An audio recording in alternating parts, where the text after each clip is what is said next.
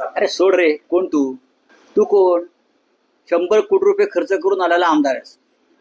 गेलात ना अजित पवार बरोबर, शरद पवारांच्या पक्षातून निवडून आलात, अजित पवारांबरोबर गेलात. ठीक आहे, या अशा धमक्या द्यायच्या नाही.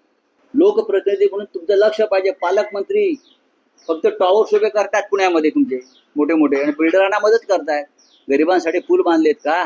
हे आम्हाला अशा धमक्या बिमक्या देऊ नका म्हणावं. ठीक आहे, आज सत्ता आहे तुमची, उद्या नसेल. अरे सोड रे, कोण तू? तू कोण? 100 कोटी रुपये खर्च करून आलेला आमदार आहेस. मावळच्या जनतेला विकत घेऊन तो आमदार झालाय. आम्हाला माहित नाही काय? ते असे आम्हाला धमक्या देऊ नका. गेलात ना अजित पवार बरोबर, शरद पवारांच्या पक्षातून निवडून आलात, अजित पवारांबरोबर गेलात. ठीक आहे, या अशा धमक्या द्यायच्या नाही. आम्ही प्रामाणिक लोक आहोत.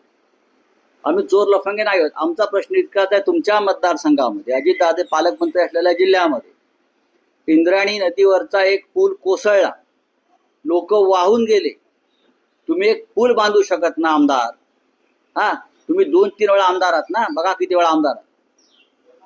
अनेक काळापासून तो पूल बंद आहे, पर्यटकांना बंदी आहे, तरी तिथे पर्यटक जात होते.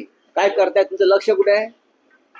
लोकप्रतिनिधी म्हणून तुमचं लक्ष पाहिजे. पालकमंत्री फक्त टॉवर्स उभे करतात पुण्यामध्ये तुमचे मोठे मोठे, आणि बिल्डरांना मदत करतायत.